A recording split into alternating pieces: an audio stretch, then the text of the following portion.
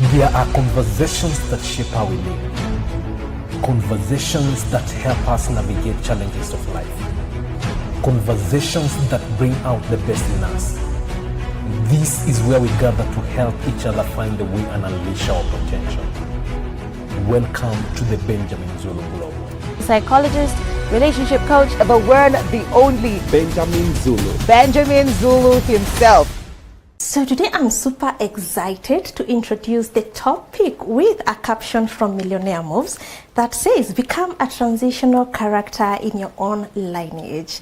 Someone called Dr. Broderick defined a transitional character as that one person who, in one generation, manages to change the entire course of a bloodline. That's amazing. Now, how do you ascend to financial freedom when you come from a disgraced family? That's deep. You know, and I love how Benjamin Zulu is always excited about these topics, and the energy in this one, you better stay there and watch. Yes, because for me it's the language of breaking free. It's a prison break. You know, and people have been glamorizing hustle. Let me continue warning you to stop glamorizing poverty. Even if it's been baptized into humble beginnings. There's nothing humble about poverty. It's humiliating. What is humble about having torn clothes? It's raining and you have no umbrella and you have no motorbike. It's also sliding down. You have to be an alert. You are being carried as a passenger, but you must also be alert. You know, anything might happen. You know, and they keep falling. They're very dramatic. You know, and it's poverty is very harassing. It does not let you rest. There's no peace in lack. You need to eat every day, and eating every day. You see now that it's raining. Many poor families will not eat today. Because they could not go to hustle. They live hand to mouth, literally. They earn today to eat today. So when the weather is bad, they don't go to hustle. They don't earn There's anything. no food. So they have that book they're borrowing from the shop, but they're already being blacklisted. You did not pay last time. And this research that was showing Kenya Bureau of Statistics saying that a lot of Kenyans, this is 80%, have personal consumer loans. From mobile apps, from whatever, from these foolish things. And they went on to say as many as 75% are not likely to get out of that debt in the next even 20 years, are not likely to stop borrowing. Poverty has also spread into learned. Next time we should talk about learned poverty. Graduates. Graduates who are also living broke. You know, although they are learned. Today we are talking about that system, how to get out of it, because first of all, and I must emphasize this, you can't change what you're still comfortable in. You will not kick out a devil you're still sleeping with. You need to hate that thing to stop entertaining it. You need to realize this is not the life I want. This is not where I'm going. This is not what I want. This is not my life. I want to change direction. For you to make that kind of a decision, it takes, first of all, healthy anger. You must be fed up with that life. You must get so annoyed. The guys used to ride motorbikes were the rich people in our place. And they really bully people because they're rich. And the children of the guy who has a motorbike could kick you on the road. He should stand on the side. The kids who could carry food every day was privileged. So you are starving, and that's normal. You know, I don't recall being bought clothes. I've never seen parents coming home with my clothes. We bought you clothes. You would wear hand down, the one that did not fit. Handed down. If it's school uniform, it's by command, by school. This one is torn. Come and another one. You're chased home to go buy uniform. So there is a fight for even to be bought a short. School shorts. School shirt. You walk with torches. What is that? What is that they find glamorous? People have merchandised poverty by bringing organizations, then asking for funding, you know, to eat in between, you know, not to lift the poor out of. So the reason I like to educate us is because most of the redemption is largely a personal initiative. Those who hold your hand, they will hold your hand, but you must be the one to do the walking. You'll find people to assist you along the way. Hopefully, even us, we are trying to help many, those who are stuck like that. But I just want you to know the escape from that prison, torture chamber, That place where you can't even have the peace to sit down and breathe. Yeah. Before you breathe, hunger catches up on you. Before you breathe, Job 3 saying, there the prisoners sit together, they don't hear the shouts of the oppressor. You hear the shouts of the oppressor. The commands of masters who are cruel because they know you are powerless. Children of the poor are despised because the poor can't do anything. That Tamthilia narrative we used to read, that the poor guy, his daughter had been impregnated by the rich boss. The guy employing him also impregnated his daughter. He's powerless and being exploited. Yeah. Taken advantage of, and his land, he had sold his land and threw away to get himself out of problems. It's degrading. It's dehumanizing. There was a Catholic document they did and published. We are studying it in our PhD. They were saying poverty is degradation of humans beneath human status. They are reduced to. They are made to survive in ways that are not human. To scrape for food, struggle for clothing. Yeah. It's cold. They can't cover. They can't warm themselves. I get chills when I hear terms of poverty, because I know it's very inhuman. It has many levels. In the city, it's congested. So what you see mostly in urban poverty is congestion. Many people in one space. You can't even drive there. It's like sea of humanity. Yes. I agree in countryside poverty where they're not congested, but it's scattered, but it's bare, it's dry. No, you have to trek long distances to go buy something. You have to go long distance to go work. You have to trek with no energy to move, but you have to trek, go work and trek back home, no food. The bosses who employed and gave people food were heaven sent. Yeah. So today I value food. I value just giving people food because where I grew up, the bosses would employ you and give you lunch were heaven sent. Yeah. It was not the practice. You should sort yourself out. They just you work for a day and sort yourself food. But because there's no food, the poor would starve through the day. So those people are gracious enough to organize a lunch. We will never forget them. You can't forget those ones. No. And it was known if you work for a day wages, you should be given lunch because it's part of the agreement. But if you do piecework, nobody cares about you. Yeah. So people would avoid the piecework because of lunch. Yes.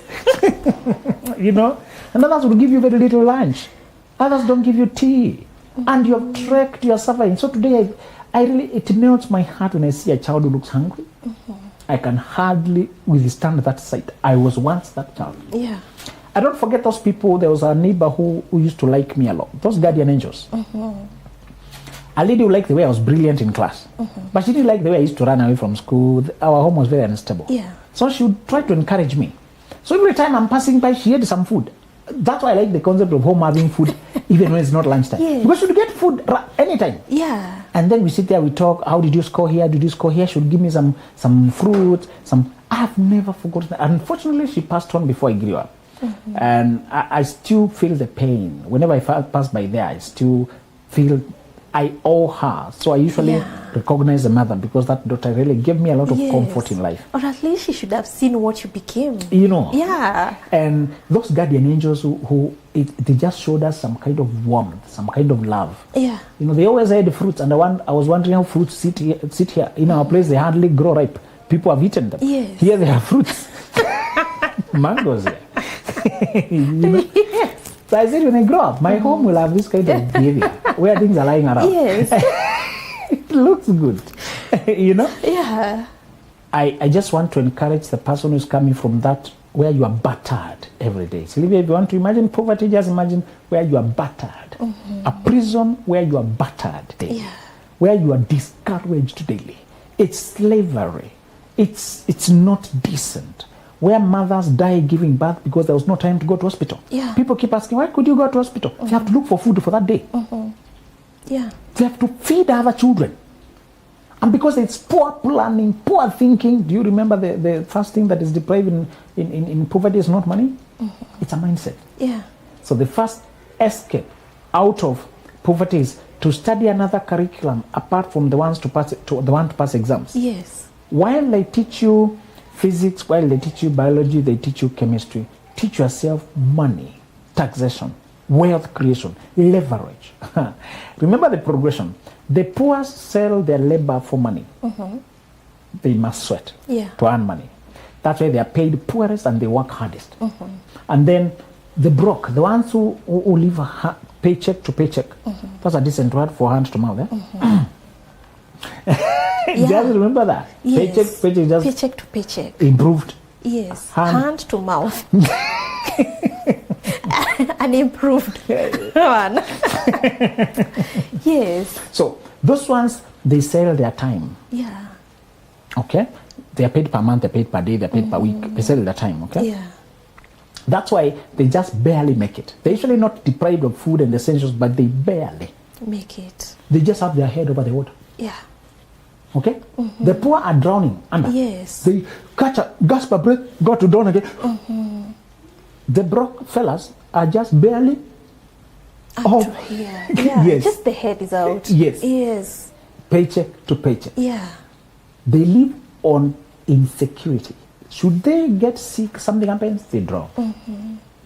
Anything, disruption, fuel goes up by 1 shilling, they go down. Yes. Anything disrupts, rains fail. They barely. That's the large part of the landed poverty I was telling you about. Most graduates live like that. Yeah. Landed but insecure. That is now the urban we have today. The matatu goes up by 10 shillings, their budgets are disrupted. Yeah. They are this close. Sure. This close to going to crisis.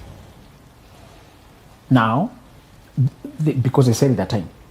That's why. Because time is fixed. Yes. Remember, when you sell time, you can't have more time.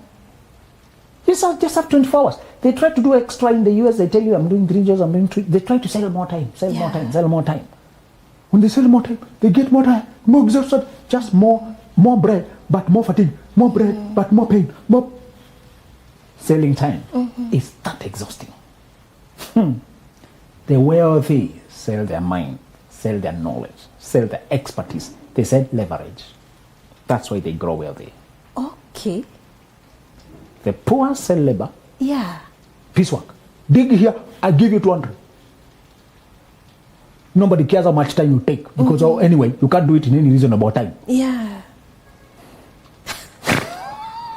It's so sad. They are beasts of burden. Yeah. The poor are beasts of burden. They're treated like donkeys. But the broke are treated like watchdog.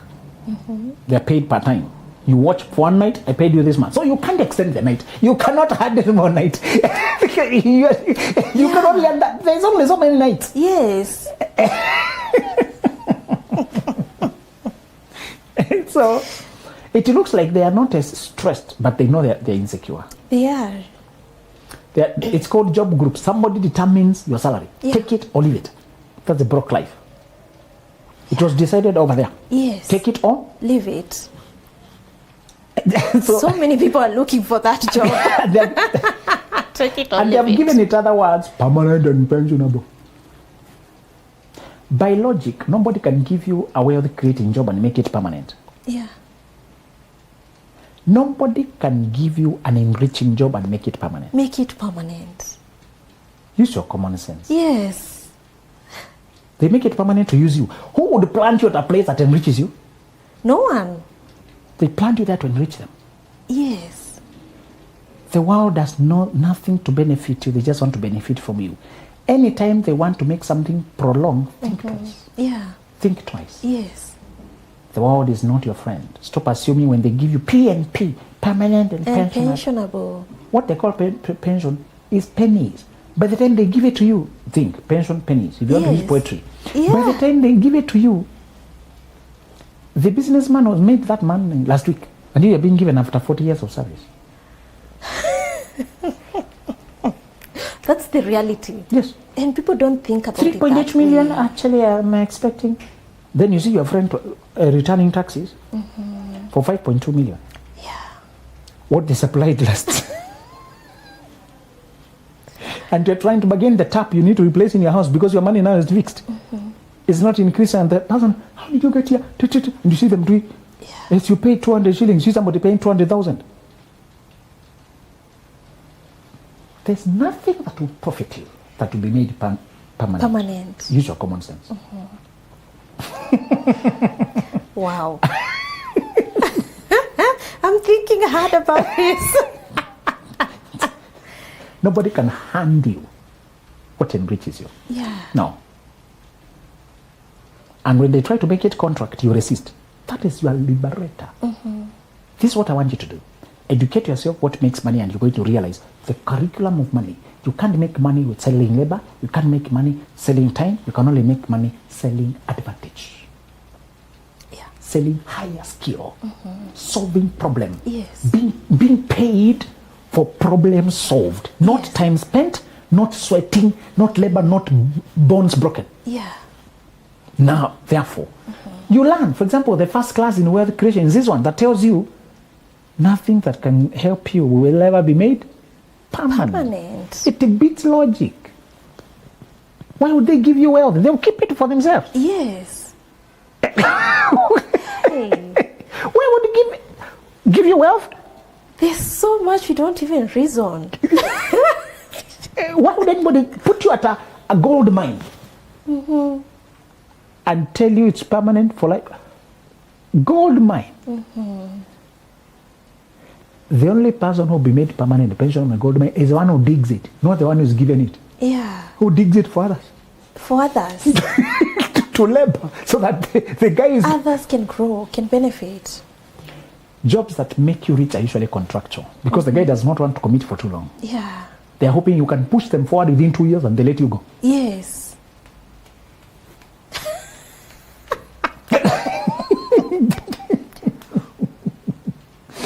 So when they tell you contract, embrace it with joy. Yes. When government brings contract terms, jump on it. It's the only chance you have to bargain for good pay. They can pay you well for 5 years. Yeah. Knowing after that. And also, if you don't like it after 5 years, you can shift. Yes. If you don't like it after 5 years, you can change your life. Yes. You can change career. Contracts are your friend. They leave rooms to grow. They are good. Yes, they give you rooms to grow. They give you rooms to evolve. To say, upgrade my job group. Terms of my renewal are this. Yes. Pay me better. Yeah. Or you start applying, telling my contract is ending next year. Apply jobs this year. Nobody will ask you. It even makes you active. Yes. And an active thinker. Don't fear it. Yes. Your life is too short to be planted in one tiny spot as a driver, permanent and pensionable driver. 30 years. Driver. Yeah. You're not saying you can't work as a driver. We're just saying what level of job. Yeah. You don't expect to upgrade. No, don't. Stop celebrating the wrong things. Yeah. Stop celebrating the wrong things. When they tell you we want to be ending our engagement, we revise it, we come, that is the best time. As long as you believe in yourself. People fear it because they don't believe in themselves. They don't know the competence they carry. And that is the answer for the second thing, the second answer today. So the first answer today is study the curriculum of money, wealth creation. Don't study for survival, study for success. Don't try to survive, try to thrive. Don't say I'm making it. The goal is not to manage. The goal is not to get by. The goal is to break free. People are trying to make a living. You try to make a fortune. Whoa. Wow. Don't make a living. Yes, make a fortune. Yes. People are trying to save inheritance. You build a heritage. I want to give my children something at least. Don't use least. Yeah. We want the most. I want to give my children the most. Yes. I can give them. People have settled, comforted themselves in smallness. Be restless. When you become interested and you're reading books like Millionaire Moves and they find you, they'll be very restless. You will know you've struck a nerve when even people you did not talk to are annoyed that you're reading the right books. Yes. And the master. You think you know something we don't know, eh? We have been here for so long, eh? Yes. You better ask us, eh? Why are they commenting? You never ask them. When you start reading these kind of things that are triggering, they start commenting. Let me tell you, they're good. And you do not ask them. Yes. You're just minding your business because you start moving differently. Yeah. Just asking different questions. And people are fearing AI. AI making us lose job. My friend, you jump on the AI because no, you can't stop change. You can only ride with it. Yes. If your husband carries you on a bike or you know to bend with him. Yes. If you don't bend when he bends, you will fall. You'll fall. You will lose balance. Life is like that. Yes. Inevitable changes, you bend with them. Yeah. You don't resist them. Let me tell you, before AI, we had other interruptions in developments. We had technology. The idea of internet and working online was very disruptive, and it came and busted forth, aided by COVID and other things. Yeah. Many people resisted, saying, no, we need the office to be separated, it should be over there. Those who endorsed it and learned to work from home, now they are free to pay rent, from paying rent, bothering physical locations. They can carry their job to wherever, they can work from vacation. It set us free. Now I have clients globally. It was harder previously. I can have clients from Australia. We are working normally. Yeah. We opened the world. If you resist, you fall behind. True. That's one tenet of wealth creation. Yes. The changes that are inevitable, you should adapt to them soonest. Remain adaptable. Be a surf. When you see people surfing on the sea, riding on the sea, they don't fight the wave. Yes. The tide. When the wave comes,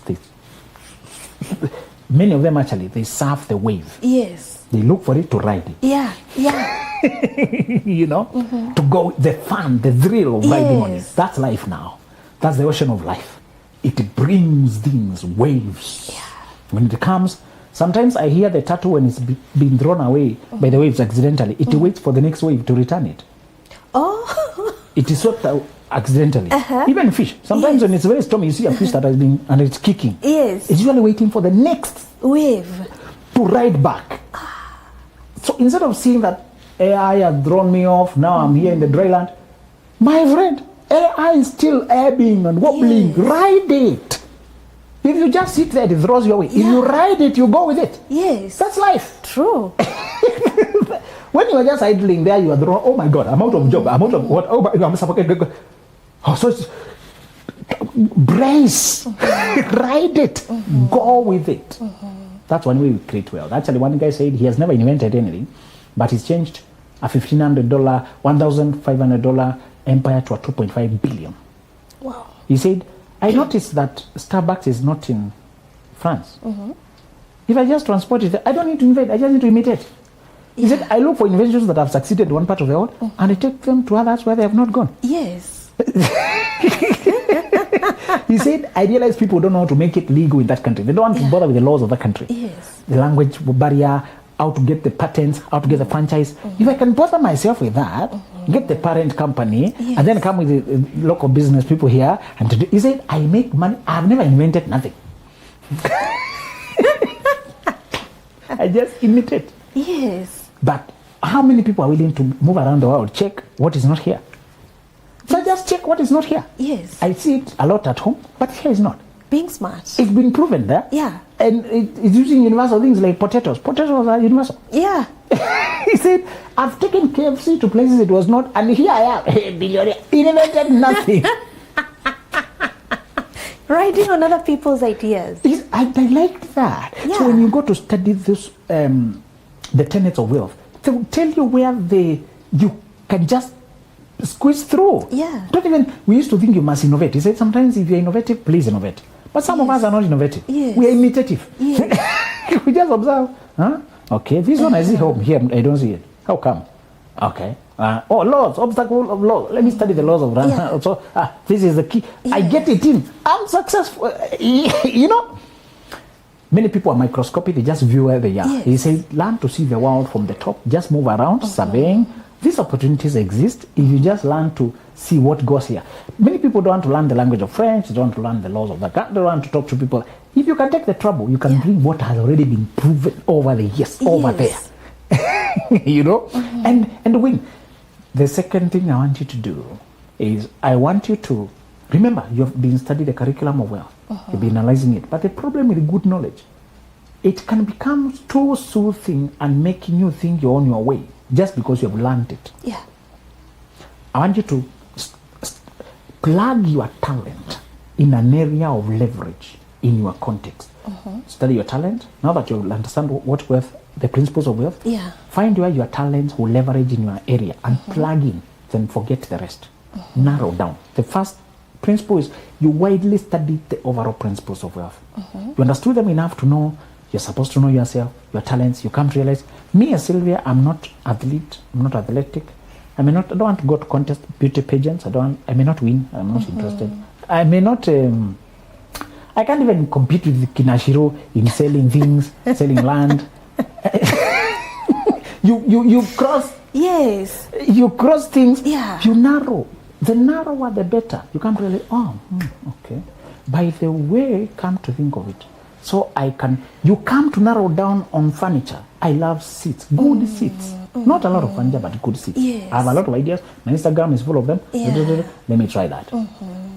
Plug your talents in a specific area in your context and zoom out of the rest. Yeah. Zoom this in. Yes. That principle is so powerful that it goes like this. It's easier to sell one client for $1 million than to sell 1 million clients for $1.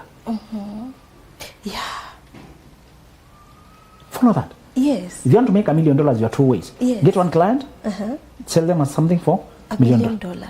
Or 1 million clients for $1 each. $1. Yes. Which is a lot of work. Exactly. Yes. But because it's $1, it's an average product, does not have any specialization. But the client who pays you $1 million, what have you delivered? Something so specific and good and contextual and personalized. It came from you plugging your talents to where you are naturally good. This is what I want you to understand. This second law says play unfair. Yeah. Go to a place where you have an unfair advantage. Where you naturally tick.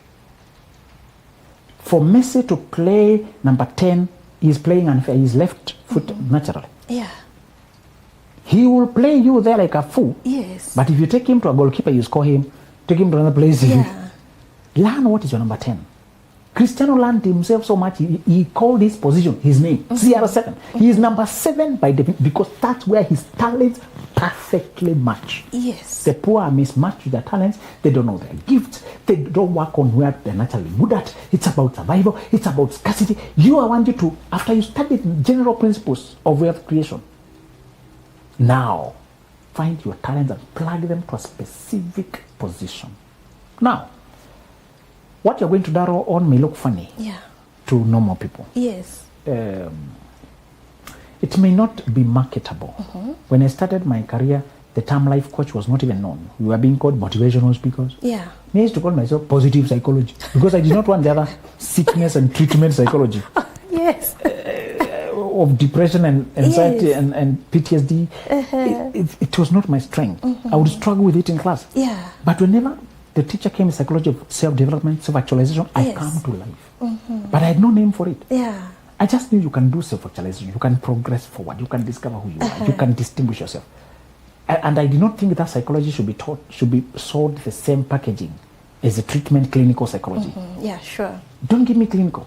I gravitate towards industrial, educational, but it was not quite it, but closer. Yeah. What you're going to discover may not have a name yet, may not be popular yet. Yes. It may be law, but not the general law, litigation. It may be the law around AI, the law around this online space, plagiarism. You may not even have a name yet. Yes. But you're sniffing for those cases. Yeah, sure. And then you come to life. Then you present, and you're even educating the judge. What are some of the because sometimes society goes ahead of laws, and you have to peg your decisions.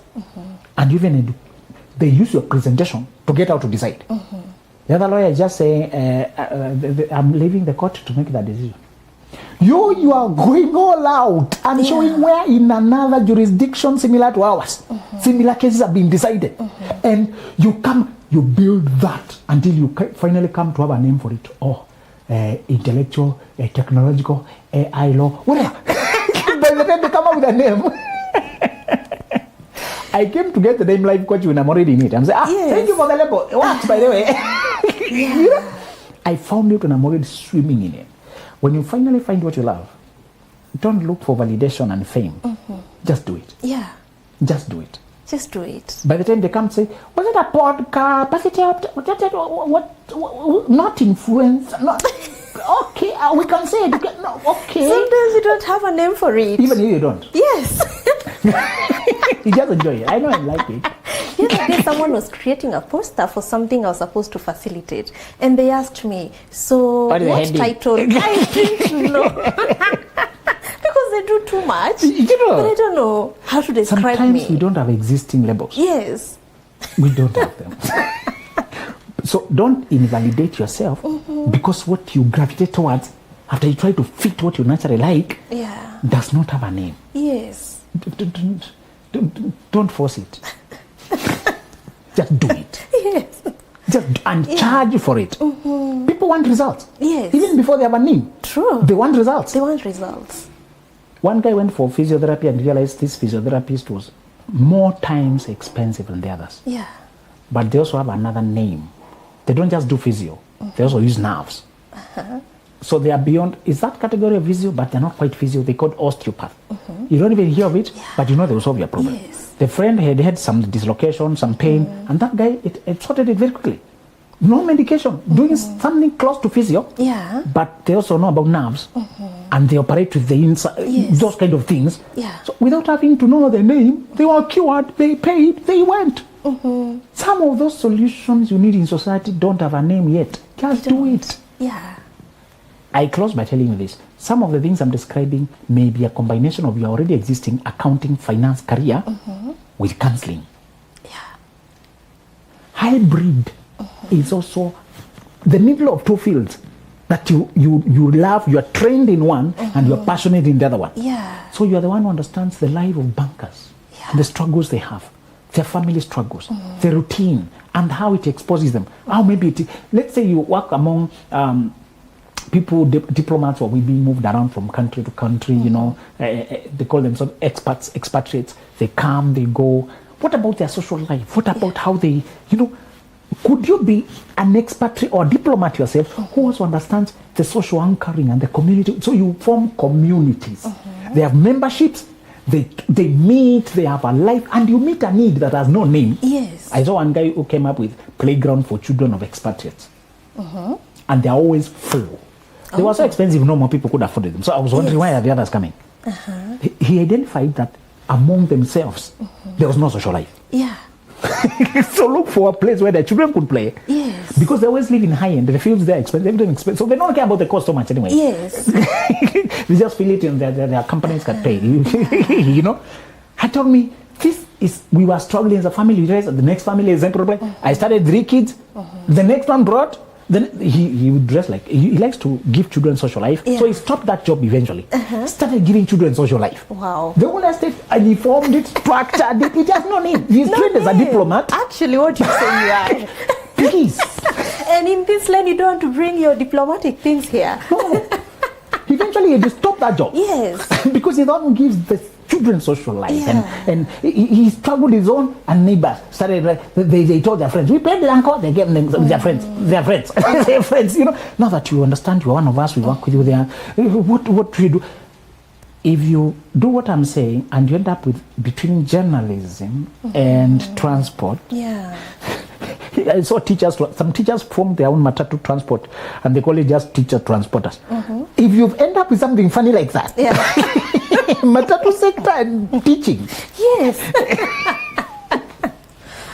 no problem. Goodness, yeah. No, if it is between hotel and another weird field, law. I know lawyers need some catering services that we don't quite get. Yeah. No problem.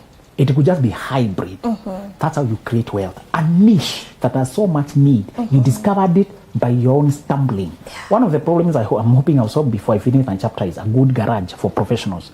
Garages are very unprofessional. Yes. You have to stay there. They'll steal parts from your car. They don't even admit that they don't know your car. They're not specialized. They are jack of all trades. They don't even whenever I see a garage saying we specialize on Mazda or Mercedes, I salute, because that's what I believe in. I believe specialization. So you know the cars in and out, and you can diagnose when I come in and do a clean job and I go. Nowadays they cause more problems than they solve. Because they want to do everything. And you can't trust them even. These people don't even know they don't own vehicles. You know, you need a mechanic who owns that kind of vehicle. So they know they care. Yes.